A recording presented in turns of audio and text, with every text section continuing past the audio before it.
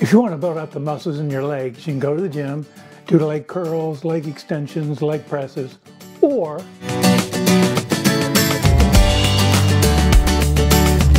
hi, welcome to the Ageless Runner. I'm Ralph. So that or I was leading up to are hill repeats. Hill repeats are a great way to build up muscles in your legs. Hill repeats for me are kind of a love-hate. You love them because they're so good for us in several ways I'm going to talk about here in a second.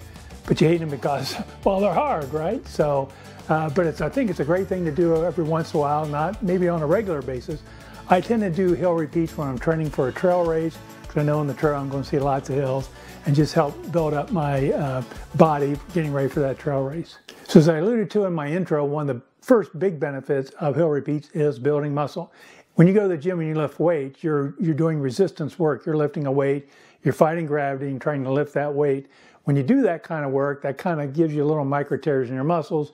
The healing and repair of those micro tears is what builds muscle. So when you're doing hill repeats, you're going uphill. You're taking your body weight. In this case, your body weight provides resistance, and you're fighting against gravity to go uphill.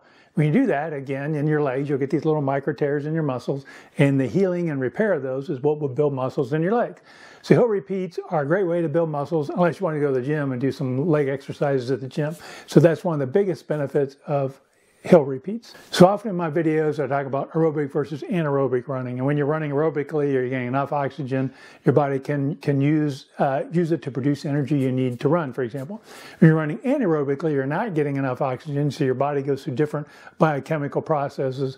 The output of that is lactate. And so by doing hill repeats, which are an anaerobic activity, you're going to increase your lactate threshold. That lactate threshold is where you reach a point where so much lactate is built up in your body that you just kind of hit the wall and you get tired and you can't do it anymore. So hill repeats are a great way to build up lactate threshold. Doing so will allow you to run farther, longer, however you want to measure that. Finally, hill running also asks more of your muscles and your nerves than, say, sprinting on level ground. What that does is speed up the connections between your mind and your body. That can make you a more explosive runner if that would be of value or use to you. So there's a lot of benefits to hill running. We build muscle, increase lactate threshold, improve the mind-body connection, what's going on when we're running. So there's lots of great benefits to hill running. But how do you do it? I think the best way to do that is to let's head outside and talk about it. So welcome outside. Before you start and try any type of hill repeats, you need to have a running base. In other words, you need to have been running maybe 3 days a week, averaging 10 to 15 miles a week, before you even consider doing hill repeats. So before you start doing hill repeats, a hill workout, warm up, please. Run, slow jog for 20 minutes, or whatever you would do to warm up. Make sure you're thoroughly warmed up, your joints are lubricated, and you're just ready to go, because you're going to put in some intense effort. You want to have your body ready for that. Next thing you need to do is find a hill. Now, you don't want a hill that's too steep. I was recently staying in a cabin near the Great Smoky Mountains. Believe me, the hills there are very steep. That's not the kind of hill you want. You want one that's steep enough that it will test you, tax you, but not wipe you out, or be too easy that's like the running on level ground. And you want it to be long. By long, I mean 30, 40 yards at least. Give yourself a nice long run up that. It can be longer, but at least 30 to 40 yards, somewhere in that area. So I live in an area that's fairly flat, but I have a couple of hills near me that I use, so I can just walk to them or run to them. Let me show you what they look like. Hey, if you're enjoying this video, I'd really appreciate if you scroll down and hit those like icon. Those likes really help my channel grow, and I'm trying to grow my channel, so thank you so much. So this is the first hill I use. You can see it's a little bit on the steep side, but perfectly fine.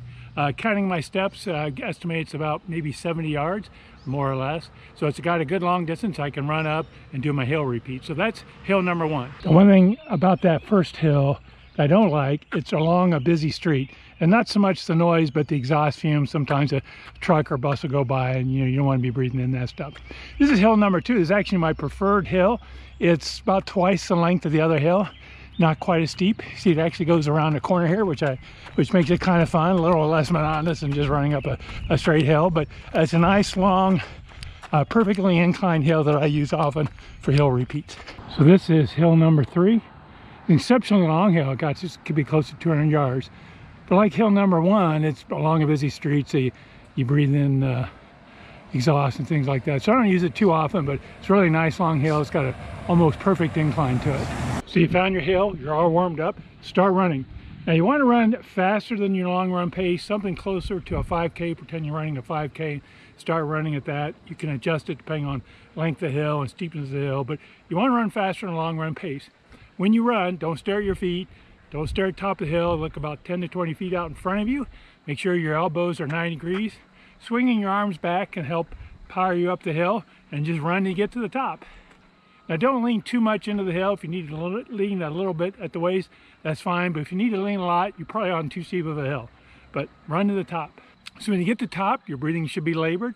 Your legs should feel heavy and tired. If they're not, then maybe you need to run a little harder or a little longer, but make sure you give yourself a good workout running up that hill. Then stop, turn around, walk back down. I generally walk. You can slow jog if you want, but I'm pretty tired by the top of the hill, so I walk back down. And when you're at the bottom and you feel ready to go, run up again. Now, the number you should do depends on really your running experience. If you're a fairly new runner and haven't run a lot, maybe shoot for 2 or 3 hill repeats. Add one every time you do a hill repeat, maybe no higher than 8 to 10. If you're an experienced runner and you maybe done some hills and trails and things like that, you maybe shoot for 5 to 6 initially, again building up to that 8 to 10 mark. So let's jump back into the studio. So after understanding the benefits, after seeing how to do it, you might be asking, well, how often should I do hill repeats? Well, there's no right or wrong answer for that. As I said earlier, I tend to do them before a trail race, but you can do them anytime where you want to increase your lactate threshold, maybe build some muscle in your legs. I think the overall thing to keep in mind, there's research that suggests that the amount of moderate or hard running you do should be no more than 20% of your total training.